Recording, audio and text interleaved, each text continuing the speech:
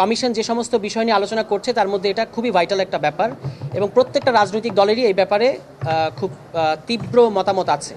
এক্ষেত্রে এখন যেটা হয়েছে আমরা বলেছি যে অর্থ বিল এবং আস্থা ভোট, দলের বিরুদ্ধে ভোট দেওয়া, এই দুটো বাদে অন্যান্য সকল ক্ষেত্রে সংসদ সদস্যরা স্বাধীনভাবে মতামত প্রকাশ করতে পারবে।